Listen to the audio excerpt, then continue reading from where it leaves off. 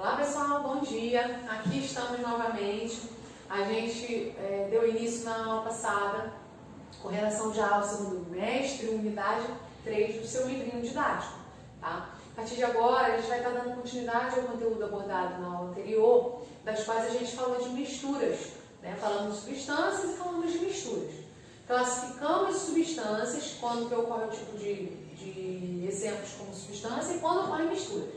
E misturas, quando são tipos de misturas homogêneas e misturas heterogêneas. Agora, nós estaremos fazendo a separação de misturas, como que esse processo ocorre, tá? Então, a partir de agora, a gente vai estar abordando lá no seu livro didático, da página 12 até a página 15 desse primeiro momento da aula, tá? Nessa primeira parte da aula. Então, de início, como que abordaremos isso? Como que a gente separa componentes de uma mistura? Exemplo. Como que eu separo a água do óleo? Como que eu separo a água do sal? Como que eu separo o feijão da pedra, das pedrinhas que vem no feijão? Hoje em dia isso quase não acontece mais, né? Mas antigamente era muito usual a gente catar feijão. A gente catava feijão. Por quê? Na verdade, a gente não catava o feijão, a gente catava as pedrinhas que estavam no feijão. Esse processo já faz parte do primeiro processo que podemos nomear como catação. Tá? É um processo de separação, de misturas. Misturas sólidas, né? O feijão e a pedrinha são sólidos. Então, vamos dar início aqui. Como que ocorre esse processo de separação? Primeiramente, só relembrando, nós temos dois tipos de misturas, homogêneas e heterogêneas. Novamente, lembrando, homogêneas são misturas que você não consegue ver a separação entre elas. Exemplo, água e álcool. Se eu colocar água, se eu colocar o álcool, eu fiz uma mistura, mas eu consigo ver quem é quem? Não, eu não consigo ver. Professora, se eu não consigo ver, eu não consigo separar. Não é bem assim. A gente consegue separar. Tem um método diferenciado do que o método que eu usaria, por exemplo, para separar a água do óleo. Tá? E a partir de agora estaremos falando sobre cada um deles. Primeiramente, relembrando, misturas heterogêneas são os componentes que se distinguem facilmente, você consegue ver a separação. Lembrando que a mistura heterogênea a gente identifica como fases. Por exemplo, a água e o óleo têm dois componentes, água e óleo, e formam duas fases. Já a água e o álcool são misturas heterogêneas? Não, eu não vejo separação. Então é homogêneas, né? Igual. A mistura, você não vê separação entre elas. Então, a mistura homogênea é nomeada como monofásica. Você não vê separação, ok? Então, mistura heterogênea, seus componentes distinguem facilmente, e as misturas homogêneas não é possível distinguir os seus componentes. Geralmente, as misturas homogêneas são classificadas como solução. O que é solução? Água. Geralmente, a água faz parte dessa solução. A água é classificada como solvente, soluto, que é a parte sólida, que forma uma solução. Exemplo, água e sal. Água solvente, sal soluto, misturei os dois, formei uma solução. Então, a partir de agora, a gente vai estar falando sobre os tipos de misturas e os tipos de separação entre eles. No caso, nós temos misturas heterogêneas e homogêneas. Lembrando que a homogênea você não vê separação entre os materiais, tá? Então, no caso da mistura homogênea, como que eu vou fazer para separar as substâncias? Tem dois processos de separação. Tem o processo de destilação e tem o processo de cristalização. No processo de destilação, eu vou abordar aqui rapidamente para vocês terem uma ideia como é que funciona. Se eu vou lá na minha cozinha fazer um arroz, vou cozinhar um arroz. Eu coloquei lá o arroz, então eu coloquei a água, coloquei o sal. Você vai perceber que seu arroz vai cozinhar quando a água secar. Ela vai secar? Não, ela vai evaporar. E se você perceber bem, quando você tampa a sua panela do arroz, a água que evaporou do arroz vai se condensar na tampa. Essa água que se condensou na tampa foi a água que estava presente no arroz. Se você provar essa água que está na tampa, ela não está com o sal que estava lá no arroz. Por quê? Naquele processo ali você acabou de fazer um processo chamado destilação simples, tá? Então, se eu vou botar água para ferver numa chaleira, a água vai começar a ferver, vai borbulhar e vai começar a criar um monte de gotícula na tampa. Essa água que está com gotícula na tampa é a água destilada, ok? É um exemplo que a gente inclusive consegue fazer em casa, mas industrialmente é um processo muito mais complexo, tá? É em maior proporção. A fracionada, não vamos entrar em detalhes aqui hoje, mas eu vou dizer um exemplo da qual essa destilação fracionada é feita. É feita, por exemplo, no petróleo. O petróleo, ele dá origem a várias substâncias que vêm a partir do petróleo. Como que é separado as substâncias de cada item? Porque se vocês perceberem bem, tem material que vocês usam no seu dia a dia, ou inclusive ou mastiga, como chiclete, por exemplo, que é originado a partir de substâncias vindas do petróleo. E aí, a mesma substância que você mastiga é a mesma substância que às vezes você está brincando? Não. O petróleo ele é fracionado em várias substâncias. A sua mistura, o petróleo é uma mistura, ele é fracionado originando várias substâncias. Esse fracionamento é ocorrido a partir da destilação fracionada, ok? E a cristalização? Vamos falar mais um pouquinho à frente, tá? Então, a cristalização, nós podemos dar o exemplo da separação lá nas salinas, tá? Vou abordar logo aqui, para a gente depois ficar falando só das misturas heterogêneas, ok? Então, a cristalização é como ocorre nas salinas. Como é que eles fazem esse processo? A água do mar entra num processo, numa região que tem tipo piscinas, né? Da qual essa água vai se localizar e vai ficar parada ali e vai ocorrer a secagem, a evaporação. Ocorrendo o processo de evaporação, a água evapora, já o sal fica. E aquele sal ali, ele vai se cristalizar, tá? Então, o processo de cristalização é acompanhado do processo chamado evaporação. Ok? Então, ocorre a evaporação, ou seja, a água evapora, quando ela alcança uma certa temperatura, ela evapora, ficando somente os cristais, ok? Então, gente, dando continuidade aqui, eu vou falar a partir de agora das misturas heterogêneas, como fazer para separar as misturas heterogêneas. Das misturas homogêneas, eu já abordei aqui exemplos de como ocorre essa separação, ok? Bem, então, primeiramente, lembrando que eu vou estar seguindo a ordem que está lá no seu livro didático, ok?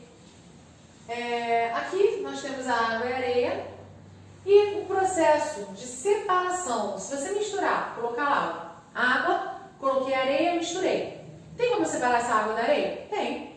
Geralmente, a primeira coisa que você vai fazer é o quê? Deixar a areia se assentar no fundo e depois entornar a água. Nesse processo aí, você já realizou dois tipos de separação, tá? Que é a sedimentação, ou seja, os sedimentos foram acumulados no fundo, e depois a decantação, ok? Então, vamos lá. Uma das maneiras de separar a mistura da areia e água, formada por duas fases, ó, veja a separação, mistura heterogênea, duas fases, com dois componentes, água e areia. É deixar o sistema em repouso para que após algum tempo a areia se deposite no fundo do recipiente. Assim, pela ação da gravidade terrestre, na qual tudo é puxado para o centro da Terra, tá? Inclusive, se você coloca o copo com água e a areia vai acumular no fundo, por quê? Está indo em direção de onde? Né? O material mais denso, que é a areia, o que é denso? É aquilo que tem um maior... Eu vou usar esse termo, gente, para vocês entenderem, mas não seria o termo correto para essa situação, tá? Aquilo que é mais denso é aquilo que é mais pesado, então ele vai para o fundo, ok? Então, mais denso se deposita abaixo do material menos denso. Quem é menos denso entre a água e a areia? A água. A água é menos densa e a areia é mais densa, então a areia é funda, ok? Então, a gravidade terrestre corresponde à força de atração que a Terra exerce sobre o corpo colocado na sua superfície. Então, se eu coloco aqui o material e vou largar esse material vai ficar flutuando? Não, porque ele vai ser pressionado pela força da gravidade, ele vai no chão, né? Ele vai em direção ao centro da Terra, força gravitacional. Então, a sedimentação é a separação de duas ou mais camadas devido a diferentes densidades. Então, o processo de que a areia se acumula no fundo, esse processo já é a primeira etapa do separação de misturas, que é a sedimentação, formação de sedimentos. Então, com relação à sedimentação, no nosso dia a dia, principalmente na área laboratorial, acontece isso com frequência. Exemplo, lembra que eu falei na aula passada sobre o sangue? Que o nosso sangue, se você ver o seu sangue numa ferida, você vai dizer assim, opa, isso aqui é uma mistura homogênea, eu não vejo a separação do líquido que forma o meu sangue. Macroscopicamente, ou seja, olhando a olho nu, é uma mistura homogênea, você não vê separação. Mas se eu coloco numa lâmina, por exemplo, e coloco no microscópio para ver, eu vou ver que é uma separação heterogênea. Eu vou encontrar várias células presentes ali. Eu vou encontrar a hemácia, plaqueta, leucócitos e eu vou encontrar a parte líquida, que é o plasma. Então, nesse caso, microscopicamente, ele é uma separação heterogênea, né? A gente falou do leite também? Beleza. Mas aí você pensa, professor, mas como é que eu faço isso? É só pegar meu sangue, botar na lâmina e botar para ver? Não. Ok? Não é só isso. Antes, tudo acontece laboratorialmente. Porém, há um procedimento muito feito também em laboratórios, que se chama centrifugação. Ou seja, como que é feito para o sangue separar e ficar desse jeito aqui? Porque você percebe que aqui dá para visualizar muito bem a separação da parte sólida do sangue, e não está no microscópio, a parte sólida do sangue e da parte líquida. Aqui, onde está vermelho escuro, são as células. A cor vermelho escuro é caracterizada pela quantidade de hemácias que tem aqui. Mas essa parte clara aqui é o plasma. Esse plasma aqui é a parte líquida, realmente líquida do nosso sangue. Nesse caso aqui foi separado mistura heterogênea, duas fases. Agora, isso aqui aconteceu graças a um aparelho chamado centrífuga. Ela, graças ao movimento que ela faz, a força que ela faz tudo que é mais pesado, que é mais denso, se acumular no fundo. Você pode comparar isso com a sua máquina de lavar. Quando você lava a sua roupa, claro, mas seus pais lavam a roupa de vocês podem perceber que a máquina, ao bater, ela vai lavar, vai fazer todo o procedimento dela. Quando ela vai fazer o processo de centrifugação, você vê que ela começa a se mexer, fazer um movimento repetitivo, né, de circular, que a roupa vai ser jogada para o canto dela. E você, quando tira a roupa dali, cadê a água? Só tem um sólido, o líquido ela eliminou. Foi um processo de centrifugação. Por isso que a etapa da máquina de lavar é chamada centrifugação. Tá? Então, em laboratório, voltando aqui para os slides, em laboratório e indústrias, para acelerar a sedimentação, são utilizados aparelhos de centrifugação. Ok? Então, a centrífuga é utilizada para separar os componentes do sangue. Nesse caso aqui, a centrífuga é utilizada para separar os componentes do sangue. E na sua casa, na máquina de lavar, é utilizada para separar a água que a roupa estava encaldada, né? A água da roupa. Então você vai deixar a roupa meio seca. Então a roupa já sai praticamente sem nenhuma água para você ter que espremer. Porque ela já foi centrifugada, já foi separada a parte líquida da sólida, que é a roupa. A sólida é a roupa e a líquida é a água. Então, no caso do sangue, a parte sólida, que são os glóbulos e plaquetas, se depositam no fundo do tubo e a parte líquida, que é o plasma, fica na parte superior. Tá? Então, eu coloquei essa imagem aqui para vocês verem mais ou menos como que o sangue é composto. Porque ainda não é o conteúdo atual falar de sangue, porém vai ser dos próximos bimestres. Então, eu já trouxe essa imagem aqui para vocês terem uma familiarização com o conteúdo. Ok? Então, seu sangue tradicional, imagina que você colocou o sangue nesse vidrinho. A partir do processo que você colocou nesse vidrinho, ao ser colocado numa centrífuga, que é um aparelho, que ele é um aparelho assim, só que nessa imagem aqui está mostrando como é que ele funciona. Ele faz um movimento rápido, de forma a força da gravidade, né, que é a força centrípeta, ele joga tudo para o canto, fazendo com que seja separado o que ele tiver, no caso o líquido do sólido. Então, a parte sólida é jogada para o canto, pela força centrípeta. E aí, o líquido fica na parte acima, por ser menos denso. O que tem na parte líquida? A parte líquida, após a centrifugação, é composta por plasma e as plaquetas. Só para vocês se familiarizarem, plaquetas são pedaços de célula. Tá? Vocês vão ver mais para frente que essas células são chamadas de trombócitos. Esses pedaços de células ajudam na coagulação do seu sangue. Por isso que quando você se machuca, você não fica vazando até morrer por hemorragia. Chega uma hora que ele vai parar de sangrar, o sangue vai coagular e forma a famosa casquinha. Essa casquinha são as plaquetas atuando no processo de estancar o sangue, para ele não ficar vazando toda a vida. Então, a plaqueta é responsável pela coagulação, ok? Leucócitos são os soldadinhos do seu corpo. É ele que combate micro-organismos invasores que possam entrar em você, seja por machucados, seja o que for.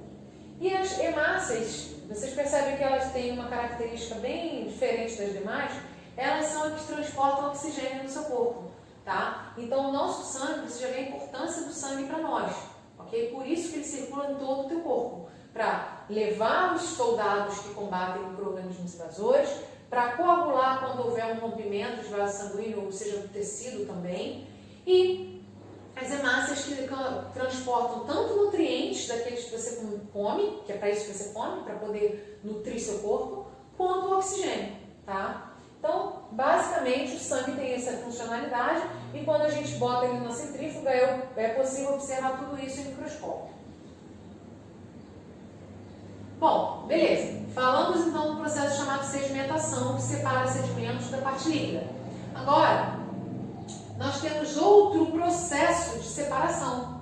Após a sedimentação da areia, por exemplo, quando a gente deu o exemplo da água com areia, quando a areia se acumula no fundo por ser mais densa, é possível transferir cuidadosamente a água para outro recipiente. Então, se eu pego a areia se acumula no fundo, eu vou pegar e vou separar bem devagarinho para entornar a água até o final vai ficar somente a areia, tá? Nesse processo, da qual eu tirei a água e deixei só a areia, eu fiz um processo chamado decantação, tá? Eu entornei a água e deixei os sedimentos que acumulou no fundo pela sedimentação.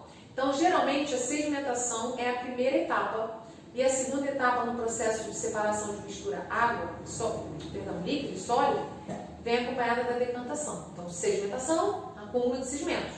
Decantação é você tirar a parte líquida e deixar só o sólido. Exemplo, entornando a água, ok? Ou eu posso separar essa água da areia de uma outra forma, ao invés de só deixar ela sedimentar e entornar. Eu posso pegar um filtro de papel, por exemplo, aquele filtro que você usa para fazer café, e colocar a água com a areia. Eu preciso deixar ele sedimentar? Não, não faz diferença. Eu posso misturar e em seguida entornar no filtro. O filtro vai filtrar, o nome já diz, né? Ele vai filtrar e vai separar a areia, que fica dentro do filtro, e a água vai sair, ok? A água vai sair sem areia. Pode sair suja, mas vai sair sem areia. Então, esse processo aí que a gente acabou de falar é chamado filtração simples, tá? Então, aqui eu mostrei os dois exemplos.